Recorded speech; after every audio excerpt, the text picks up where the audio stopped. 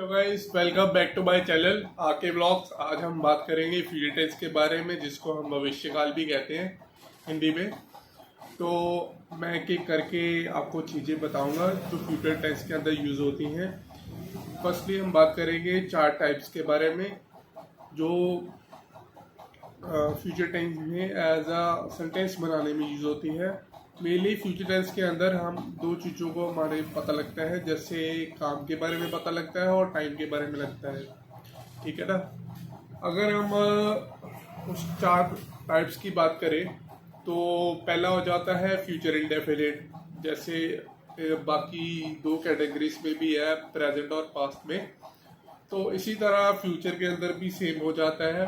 Firstly हो जाता है फ्यूचर इंडेफिनिट, दूसरा बन जाता है फ्यूचर कॉन्टिन्यू और तीसरा बन जाता है फ्यूचर परफेक्ट। ठीक है ना। ये 3 तरह के जो टाइप्स हैं फ्यूचर के अंदर, फ्यूचर टेंस के अंदर, ये 3 मेजर यूज होते हैं to create a paragraph according to sentence, according to tense अगर होता है। अगर फ्यूचर की हमने अगर पैराग्राफ बनाना है तो ये 3 टाइप के जो कैटेगरीज हैं वो यूज होती है। जो सबसे लीस्ट यूज होती है एज अ ग्रामर रूल ही होता है, वो कम भी यूज होता है, तो वो होता है फ्यूचर परफेक्ट कॉन्टिन्यू। ठीक है ना। अगर हम फ्यूचर इंडेफिनिट की बात करें तो उसके अंदर विल शैल लगता है।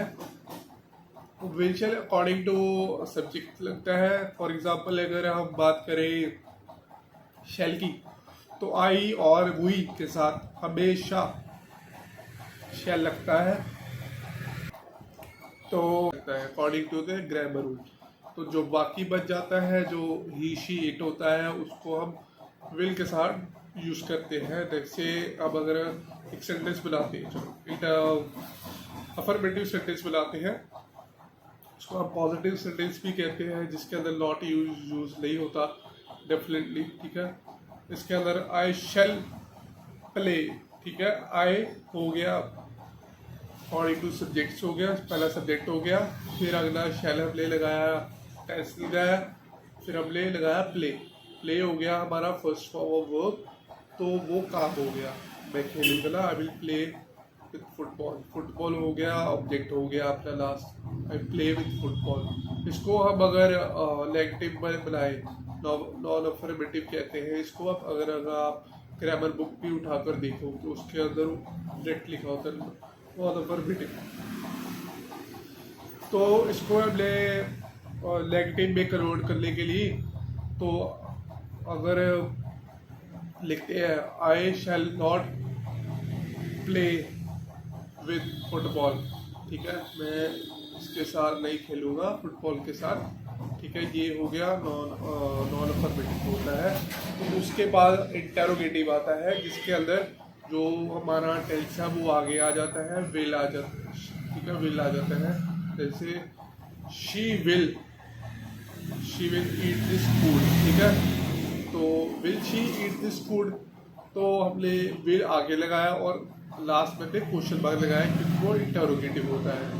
इंटेरोगेटिव होने के से हमें किसी को क्वेश्चन पूछना है कोई फ्यूचर के बारे में, ये चीज़ वो करेगा फ्यूचर में कि नहीं करेगा, तो इसलिए हम इंटेरोगेटिव सेंटेंस यूज करते हैं। तो अगला हम बात करते हैं फ्यूचर कॉन्टिन्यू की बात करते हैं।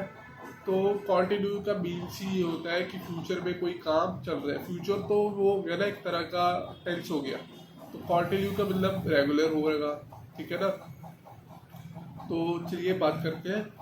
तो फ्यूचर कॉन्टिन्यू के अंदर विल बी लगता है, प्लस आईएनजी लगती है, वर्ब की फर्स्ट फॉर्म लगती है उसके साथ। ठीक है, आई विल बी प्लेइंग। ठीक है ना, इसके हमेशा विल बी लगता है, इसके अंदर कॉन्टिन्यू के अकॉर्डिंग विल बी लगता है, शैल नहीं लगता है। अगर हम शैल बी, कई ग्रामर बुक्स में शैल बी भी है, विल बी भी है, तो कंफ्यूजन है, तो इसलिए आप विल बी लगाओ, क्योंकि कई ग्रामर रूल में बुक्स में जो रूल्स चेंज हो गए थे, तो इसलिए विल बी आप लगा सकते हो। जैसे आई विल बी प्लेइंग, क्या I will be playing the football, I will be playing the football. ठीक है, उसको अब अगर आई विल नॉन अफर्मेटिव में बनाते हैं तो I will not be playing with the football, ठीक है। उसके अंदर मैं इस फुटबॉल के साथ नहीं खेल रहा होऊंगा। तो ये कंटिन्यू हो गया। उसके बाद अगर हम इसको ही इंटेरोगेटिव में बनाते हैं तो उसी तरह विल आगे आ जाएगा, तो बाकी जो सेंटेंस है वो ऐसे रहेगा। I not playing the football, will I not playing the football. तो ये हो गया हमारा फ्यूचर कंटिन्यू हो गया। उसके बाद हो गया अपना लास्ट कैटेगरी है जो यूज होती है एज अ सेंटेंस में, तो वो होता है फ्यूचर परफेक्ट। तो उसके साथ विल हैव लगता है, ठीक है ना, प्लस वर्ब की थर्ड फॉर्म लगती है। वर्ब की जो थर्ड फॉर्म है वो हमेशा परफेक्ट के अंदर ही लगती है, ताकि हमें ये आइडेंटिफाई हो सके कि काम प्रॉपर हो चुका है। और जब कंटिन्यू है, जब अभी पता नहीं है कि काम हुआ कि उसकी मतलब हमें सिचुएशन नहीं पता, तो इसलिए अकॉर्डिंग टू द परफेक्ट के अंदर हम वर्ब की थर्ड फॉर्म लगाते हैं कि हमें सीधा अगर आप कोई सेंटेंस भी पढ़े, फॉर एग्जांपल न्यूज़पेपर आप चेक करोगे ना किसी दिन, तो आप उसको अच्छे से फोकस करके थोड़ा सा पढ़ना, तो आपको सेंटेंस के अंदर ही पता लग जाएगा कि ये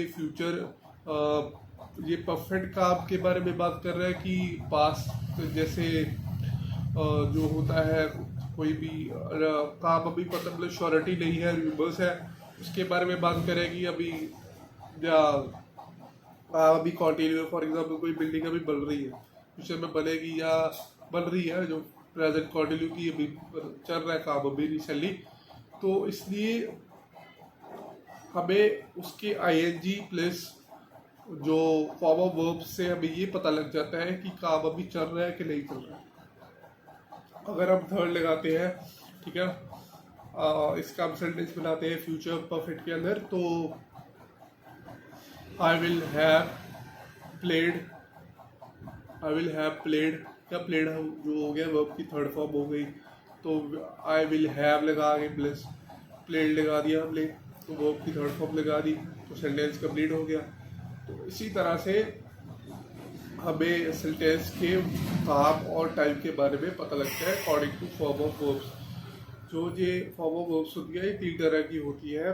फर्स्ट होता है first form of verb, second and last जो होती है थर्ड होती है, ठीक है। ईट, एट, ईटन, ठीक है। टुक, टेक, टेकन, ठीक है। तो वो हो गया।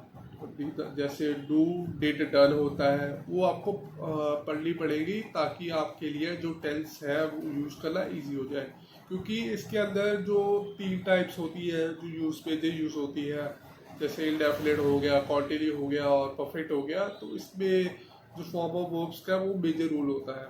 मेजर जो रोल होता है, इससे हमें ज़्यादातर पता लगता है कि सेंटेंस चल क्या रहा है, कॉन्टिन्यू चल रहा है या परफेक्ट चल रहा है, या बात करें इंडेफिनिट चल रहा है। तो इसलिए फॉर्म ऑफ वर्ब्स पढ़ना बहुत ज़रूरी है। अगर आपको, if you like this video, you can share with your friends. If you note any kind of mistake in my content, just comment down below so that I will improve in upcoming videos. And thank you for watching my video till the end, and have a nice day. Stay safe. Bye guys.